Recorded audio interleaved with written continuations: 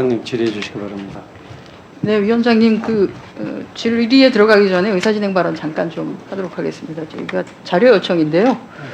지난달 25일에 유엔 인권옹호자 특별보고관이 저희 신임 인권위원장 공모 관련해서 지원한 김용원 국가인권위원회 상임위원의 인권옹호자 탄압이 우려된다는 내용의 사안을 한국 정부에 외교부에 보낸 것으로 저희가 확인됩니다.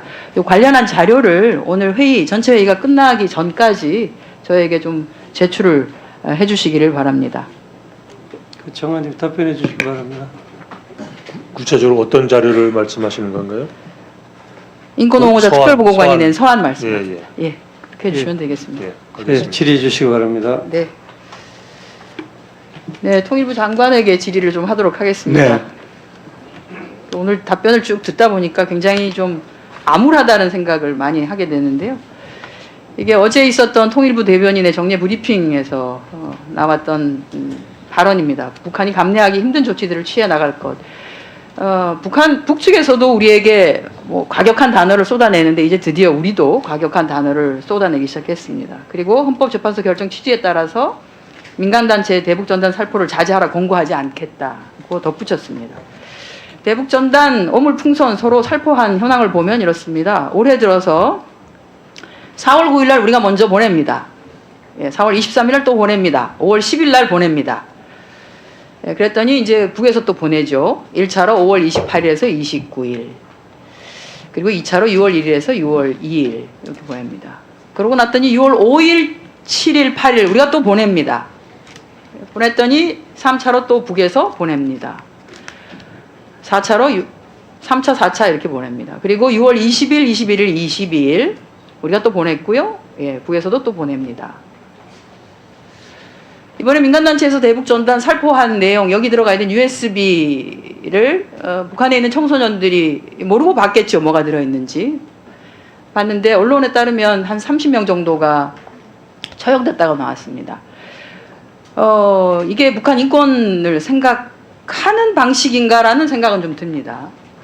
원래 원하는 방식이 아닌데 결과적으로는 실제로는 사람의 목숨을 그냥 끊어버리게 만드는 결과가 나온 것이죠.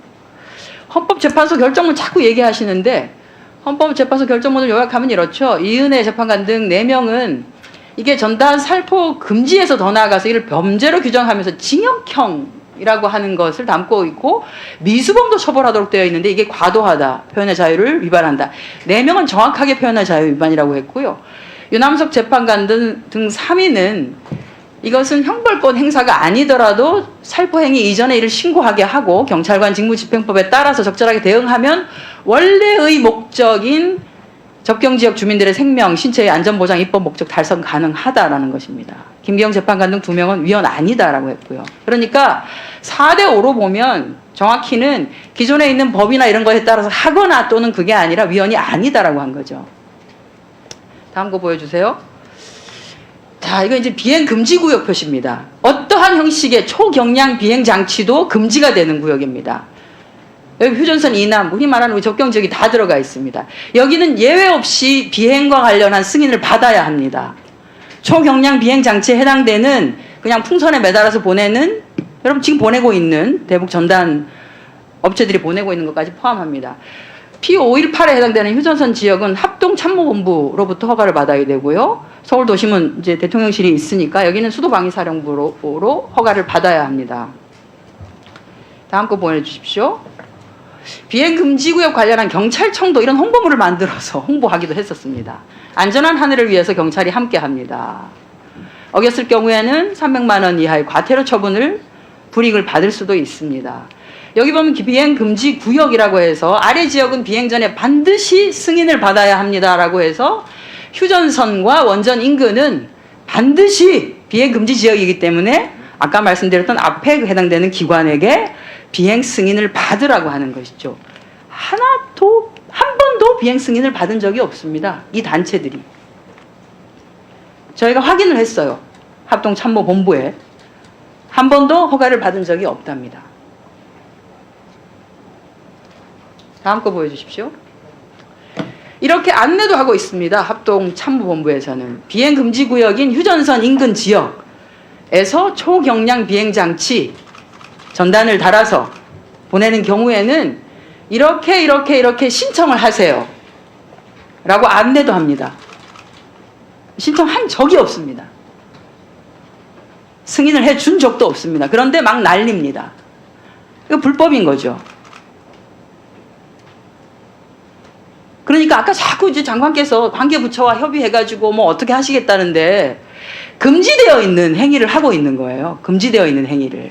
금지되어 있는 행위를 하는데 관계부처가 협의해서 승인을 받게 해야 되는 거죠. 승인을 받는 과정에서 이것이 접경지역의 주민의 안전에 문제가 된다라고 하면 승인을 안 해주면 되는 겁니다. 그렇지 않습니까? 이 일을 좀 하십시오. 통일부 장관이. 일을 안 하시니까 다음 거 보여주세요.